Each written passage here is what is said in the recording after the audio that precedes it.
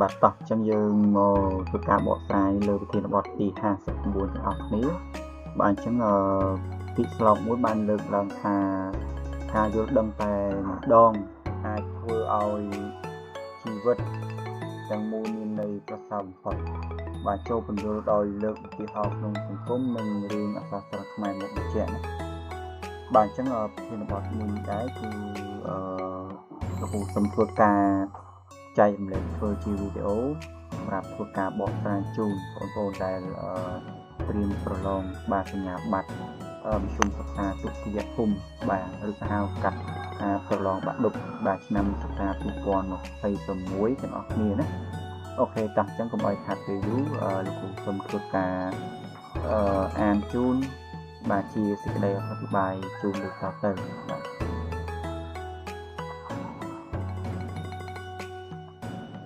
បាទសេចក្តីអធិប្បាយបាទដំណើរជីវិតរបស់មនុស្សម្នាក់នៅលើពិភពផែនដីនេះប្រៀបបានទៅនឹងការធ្វើនាវាចរកណ្ដាលមហាសាគរដែលទាមទារឲ្យមានត្រីវិស័យជាអ្នកចង្អុលបង្ហាញផ្លូវមនុស្សជាច្រើនអាចចំណាយពេលវេលារាប់សិបឆ្នាំរស់នៅក្នុងភពវង្វេងវង្វាន់និងសេចក្តីទុក្ខដោយសារតែការប្រកាន់ជាប់នៅទស្សនៈខុសឆ្គងប៉ុន្តែនៅពេលដែលពន្លឺនៃបញ្ញាបានកើតឡើងត្រឹមតែមួយខណៈជីវិតនោះនឹងប្រែជាភ្លឺស្វាង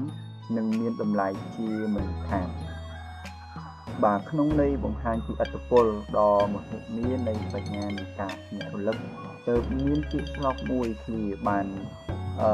ដាស់តឿនថាការយល់ដឹងតែមួយមុខឬក៏មួយដង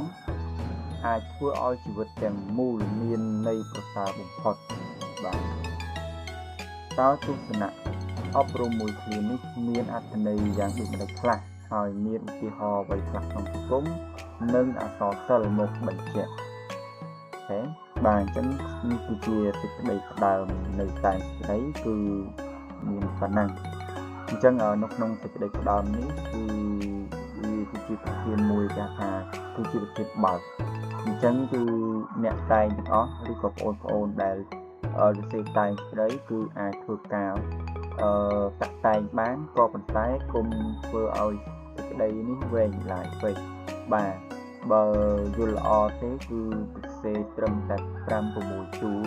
គឺសមរម្យបាទគឺល្អអញ្ចឹងណាហើយនៅក្នុងសេចក្តីផ្ដើមនេះគឺអ្នកសរសេរឬក៏បងប្អូនទាំងអស់គ្នាដឹងហើយគឺពិន្ទុក៏មិនទៅជាច្រើនឬក៏ជាយើងផ្ដោតទៅលើផ្នែកណាបាទសេចក្តីផ្ដើមនេះបើយើងអាចឲ្យនិយមន័យឬក៏ធ្វើការប្រៀបធៀបទៅគឺជាការបង្ហាញពីលទ្ធផលឯងបាទមិនទាន់ឈានទៅដល់ការបង្ហាញលម្អិតទៅលើផលិតផលរបស់យើងថាមានសារៈសំខាន់បែបម៉េចបាទហើយពេលប្រើទៅមានគុណសម្បត្តិបែបម៉េចឯងគឺយើងអត់ទាន់បកស្រាយនៅក្នុងនេះទេអញ្ចឹងនៅក្នុងសេចក្តីផ្ដើមនេះយើងគ្រាន់តែបាទគឺជាការបង្ហាញបាទពីផលិតផលរបស់យើងធ្វើឲ្យអតិថិជនទាក់ទាញអញ្ចឹងអតិថិជនណាគឺអ្នកកែឬក៏អ្នកឆែកសិលកិច្ចការរបស់អ្នកតែងណាតោះអញ្ចឹងយើងចូលស្លាយបន្តទៀតយើងចូលដល់តួសេចក្តីណាបាទអញ្ចឹងតួសេចក្តីថាជាបឋមដើម្បីឈានទៅរកការបកស្រាយឲ្យបានស៊ីជម្រៅយើងគប្បីយល់ន័យនៃពាក្យគន្លឹះជាមុនសិនបាទពាក្យថា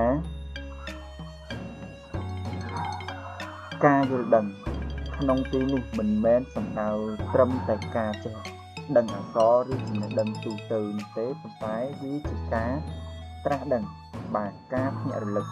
ការយល់ច្បាស់ពីការពិតយល់ពីហេតុនិងផលនិងស្គាល់ពីតម្លៃពិតនៃរឿងអ្វីមួយចំណែកឯពាក្យថាជីវិតទាំងមូលមានន័យប្រសើរផុតសំដៅលើការរស់នៅប្រកបដោយសេចក្តីសុខសន្តិភាពផ្លូវចិត្តមានគោលដៅច្បាស់លាស់បាទមានគុណធម៌និងមានប្រយោជន៍សម្រាប់ខ្លួនឯងនិងសង្គមជាតិ បាទតាមន័យនេះពាក្យស្រោបខាងលើចង់អប់រំថាពេលវេលាមិនមែនជារបស់នៃការស្វែងរកសេចក្តីសុខនោះឡើយបុគ្គលខ្លះអាចរស់នៅរហូតដល់ចាស់ជរាប៉ុន្តែរស់នៅក្នុងគំនុំភាពលោភលន់ឬអវិជ្ជាដែលធ្វើឲ្យជីវិតគ្មានន័យបាទដែលផ្ទុយទៅវិញទោះបីជាបុគ្គលម្នាក់ធ្លាប់ដើរផ្លូវខុសធ្លាប់ធ្វើបាបគេឬរស់នៅដោយគ្មានគោលដៅយ៉ាងណាក្តីឲ្យតែរំពេចណាមួយដែលគេបានភ្ញាក់រលឹកយល់ច្បាស់ពីសច្ចភាពនៃជីវិតឬស្គាល់ពីទម្ងន់នៃបុណ្យបាបនោះការយល់ដឹងត្រឹមមួយវិនាទីនោះគឺគ្រប់គ្រាន់នឹងការផ្លាស់ប្ដូរផ្នត់គំនិតលាងជម្រះកំហុសឆ្គងនិងរុញច្រានជីវិតគេឲ្យដើរលើគន្លងផ្លូវត្រូវដែលពោរពេញដោយសន្តិភាពនិងអត្ថន័យរហូតដល់ថ្ងៃអវសានបាទអូខេនេះគឺជាផ្នែកតួសេចក្តីដែលយើងបកស្រាយទៅលើចំណុចឃ្លាជាប់ស្តីពន្យល់ពាក្យហើយនិងពន្យល់ន័យរបស់វិធានណាតោះចឹងយើងចូលទៅដល់ការបកស្រាយបំភ្លឺនៃវិធានហើយនឹងការលើកអំណះអំណាងកោះតាំងនៅក្នុងសង្គមហើយនឹងអក្សរសិល្ប៍ខ្មែរមកបញ្ជាក់អញ្ចឹងចង់ដឹងថាតើការបកស្រាយកម្មភ្លឺនៃវិធានអំណះអំណាងនៅក្នុងសង្គមគេលើកយកអ្វីយកមកជាកោះតាំងហើយអក្សរសិល្ប៍នៅក្នុងរឿងអ្វីធ្វើជាអំណះអំណាងនៅក្នុងចំណុចនេះតោះចឹងយើងឈានចូលដល់ការបកស្រាយគឺថាជាការពិតណាស់យើងអាចក្រឡេកទៅមើលឧទាហរណ៍ជាក់ស្ដែងនៅក្នុងសង្គមរស់នៅជាក់ស្ដែងមានយុវជនមួយចំនួនដែលធ្លាប់វង្វេងគ្រឿងញៀនលបែងស៊ីសងឬបងធំបងតូចបង្កចំនួនក្នុងគ្រួសារនិងសង្គមពួកគេរស់នៅដោយគ្មានគោលដៅអស់ជាច្រើនឆ្នាំប៉ុន្តែនៅថ្ងៃមួយពេលដែលគេបានឃើញទឹកភ្នែកផ្ដាយហូរព្រោះតែខ្លួនឬពេលដែលគេជួបនឹងគ្រោះថ្នាក់ទាកនឹងសេចក្តីស្លាប់គេក៏ស្រាប់តែមានការយល់ដឹងនិងភ្ញាក់រលឹកភ្លាមពីកំហុសរបស់ខ្លួនការយល់ដឹងត្រឹមតែមួយវិនាទីនេះបានប្រែក្លាយយុវជននោះឲ្យលះបង់ចោលអំពើអាក្រក់ខិតខំរៀនសូត្រប្រកបមុខរបរត្រឹមត្រូវនិងក្លាយជាកូនកតញ្ញូដែលធ្វើឲ្យជីវិតគេទាំងមូលប្រែជាមានអត្ថន័យនិងមានតម្លៃបំផុតសម្រាប់សង្គមបាទបន្ថែមមួយទៀតបាទអញ្ចឹងគឺថាបើសិនជាយើងជានេះទៅទៀតគេឲ្យយើងងាកទៅមើលក្នុងទាំងទស្សនីយភាពនៃអក្សរសិល្ប៍ខ្មែរនិងពុទ្ធសាសនាវិញទស្សនៈនេះត្រូវបានឆ្លុះបញ្ចាំងយ៉ាងច្បាស់តាមរយៈរឿងបាទអង្គលីនីអញ្ចឹងតួអង្គលីនីដោយសារតែការជឿតាមពាក្យញុះញង់បាទរបស់គ្រូបានដើរសម្លាប់មនុស្សយ៉ាងសាហាវឃោរឃៅអស់ចំនួន997នាក់ដោយកាត់យកម្រាមដៃធ្វើជាកម្រងផ្កាជីវិតរបស់អង្គលីនីពោរពេញដោយបាបកម្មនិងការវង្វេងផ្លូវយ៉ាងខ្លាំងប៉ុន្តែនៅពេលដែលបានជួបព្រះសម្មាសម្ពុទ្ធហើយព្រះអង្គបានត្រាស់ប្រាប់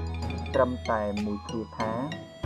តថាគតឈប់ហើយតែអ្នកឯងទេដែលមិនស្គាល់ឈប់អង្គលីនីក៏មានការយល់ដឹងភ្លឺស្វាងមានន័យថាការត្រាស់ដឹងនៅសច្ចធម៌ភ្លាមមួយរំពេចនោះ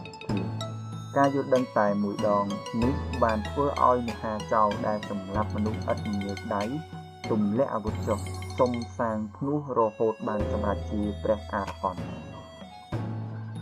ដែលធ្វើឲ្យជីវិតលោកបាទចុងក្រោយមាននៅប្រសើរបំផុតរួចផុតពីវដ្តចង្សារ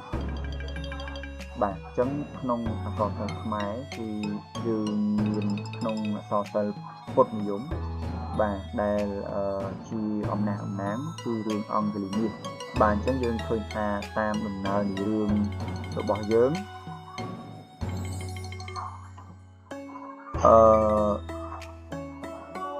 បាទអញ្ចឹងអង្គលីនីនេះគឺដើមឡើយគាត់ជាសិស្សជាអ្នករៀនទេ ប៉ុន្តែដោយសារតែគ្រូរបស់គាត់បានប្រាប់ថាបើចង់ចេះណាបាទឬបើចង់ត្រាស់ដឹងគឺត្រូវតែយកម្រាមដៃមនុស្សចំនួន1000នាក់បាទអញ្ចឹងយើងឃើញថាក្នុងសាច់រឿងអង្គលីនេះបានដល់សម្រាប់មនុស្សបាទកាត់យកម្រាមដៃធ្វើជាខ្សែកឬក៏កម្រងការយមគ្រប់អញ្ចឹងហើយពេលដែលដល់សម្រាប់មនុស្សអស់ហើយអញ្ចឹងហើយពេលនៅខ្សល់តែមួយទៀតទេគឺយើងឃើញថាដំណើររឿងនៅសល់តែម្ដាយរបស់ខ្លួនទេអញ្ចឹងហើយចុងក្រោយគាត់ក៏សម្រាប់ម្ដាយទៀតណាបាទហើយនៅពេលដែលសម្រាប់ហើយគឺគាត់ចង់បានម្នាក់ទៀតនៅខ្វះតែមួយទៀតគ្រប់បាទគឺព្រះសម្មាសម្ពុទ្ធហ្នឹងអញ្ចឹងហើយគឺអង្គលីនេះគឺតាមសម្រាប់ព្រះសម្មាសម្ពុទ្ធអញ្ចឹងហើយពេលដែល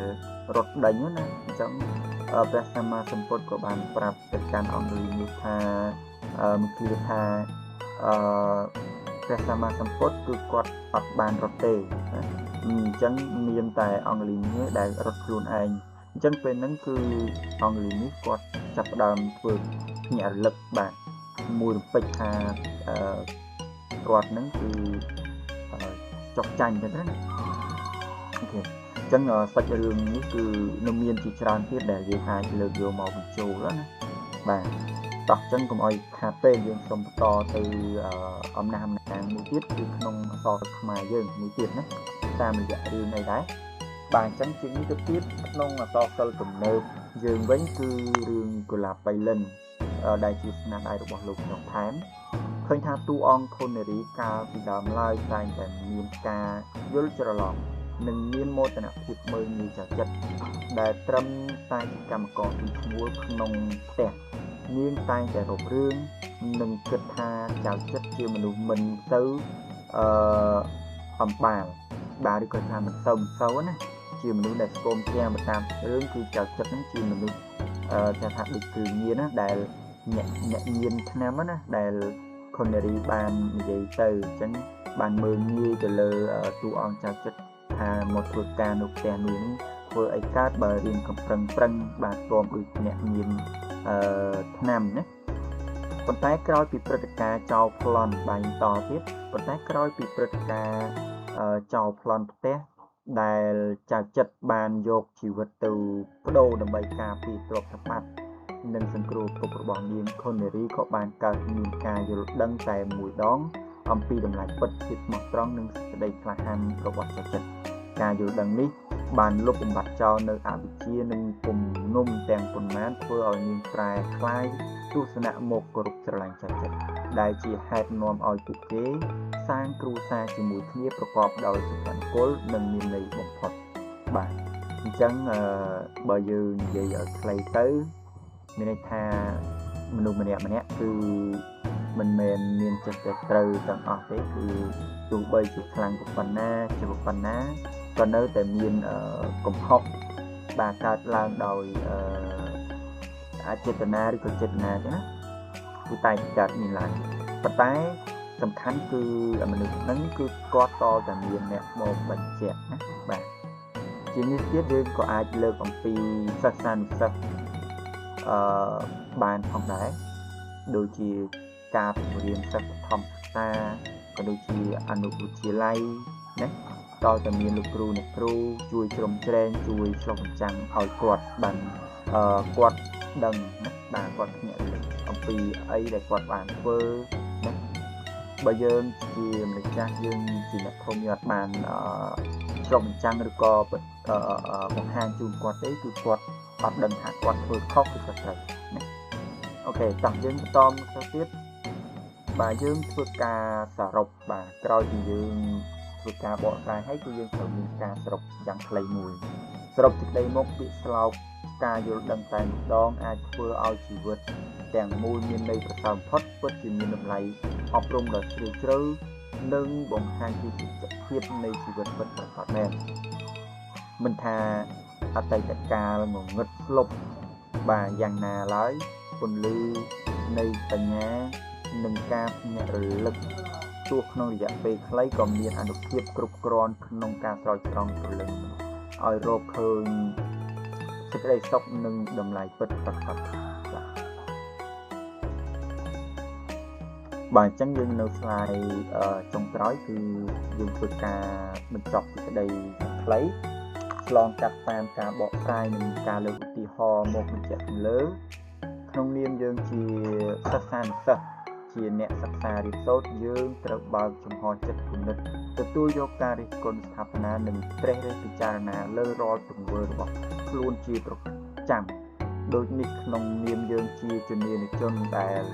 យើងដឹងខុសត្រូវឆាប់រហ័សទោះនោះយើងនឹងមានឱកាសកសាងជីវិតមួយដែលពោរពេញដោយអត្ថន័យសេចក្តីសុខក្តុំរមនានិងបន្សល់ទុកនៅកេរ្តិ៍ឈ្មោះល្អសម្រាប់សង្គមជាតិជារៀងរហូតបាទអញ្ចឹងសម្រាប់ប្រធានបទទី59នេះលោកគ្រូសូមធ្វើការបកស្រាយជាសេចក្តីអធិប្បាយជូនត្រឹមប៉ុណ្ណឹងហើយសម្រាប់ការបកស្រាយប្រសិនជាមានចំណុចឬក៏កំហុសខុសឆ្គងត្រង់ប្រការណាមួយក៏សូមអធិស្ឋានខន្តីពីសំណាក់លោកគ្រូអ្នកគ្រូក៏ដូចជាសាស្ត្រាចារ្យក៏ដូចជាបងប្អូនក៏ជាអ្នកសិក្សាគ្រប់រូបបាទត្រង់ចំណុចដែលខ្ញុំធ្វើការអធិប្បាយទៅមានចំណុចខុសឆ្គងកើតឡើងបាទក៏សូមខន្តីអភ័យទោសទុកមកបាទចឹងសម្រាប់វីដេអូនេះដែរខ្ញុំសូមធ្វើការបញ្ចប់ត្រឹមប៉ុណ្ណេះហើយខ្ញុំនឹងព្យាយាមធ្វើវីដេអូបន្តទៀតទៅលើប្រធានបទទី60ណាបាទអញ្ចឹងអរគុណច្រើនសម្រាប់ការតាមដានទស្សនាវីដេអូរបស់ខ្ញុំតាំងពីដើមរហូតមកដល់បញ្ចប់នេះបាទអរគុណច្រើន